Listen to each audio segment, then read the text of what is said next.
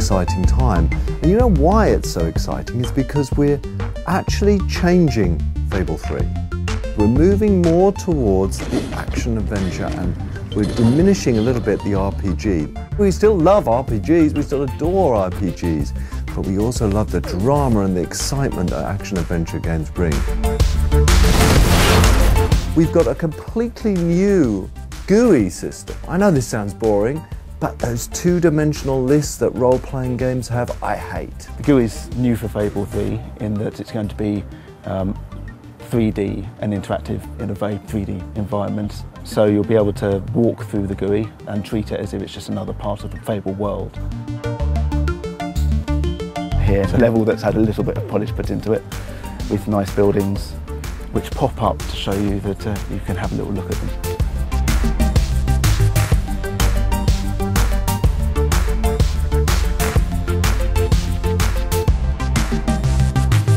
I want dressing rooms where I can change my clothes. I want armories where I can craft my weapons. I want war rooms where I can strategize. You'll be able to walk into, for example, a clothing room.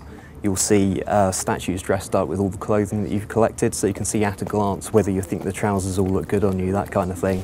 And you can see here we've got some outfits that we've collected during our time in the game. You'll be able to scroll through your different outfits to see what you've collected.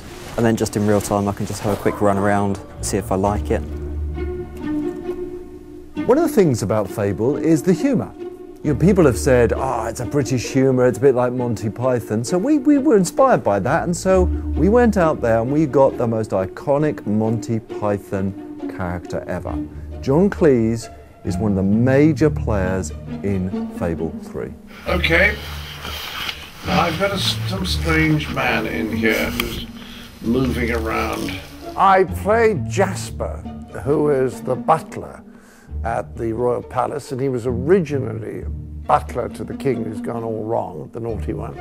And now he is the great and faithful and loyal attendant on the young fellow who's going to become the hero, or the young girl who's going to become the heroine. The bottom half of your chicken suit has arrived, and I've prepared it for you. Yes, this is exactly the sort of future I imagined for myself when I got into butling. He's a little formal because he's an old-fashioned British-style butler, but the warmth and the emotional identification with the hero or heroine is very strong. Ah, a new mask! You'd be completely anonymous wearing this on your face. Wear it anywhere else on your person, I expect you would achieve exactly the opposite effect. Your butler will be very unique to you. He's recording more lines than almost anyone else in the cast because of that. After that, you are to continue your combat training with Sir Walter. You start Fable 3, it's kind of like you started Fable 1 and Fable 2. You start fairly powerless, and what you've got to do is you've got to bring together followers to overthrow this tyrant king. On your journey to overthrowing that king, you're going to make people promises. And I love the relevance to today, because what you'll find is the promises you make are going to have to be fulfilled. But just like presidents and prime ministers in today's world, it's so hard to keep those promises.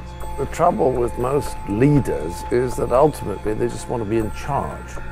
And they may cover it up under the feeling that they want to do good or make these changes, but basically they just like being top dog.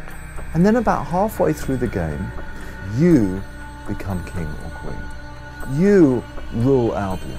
It's that feeling of power, of dominance. You know, we've all asked ourselves this question, well, if I was in control, I would change this.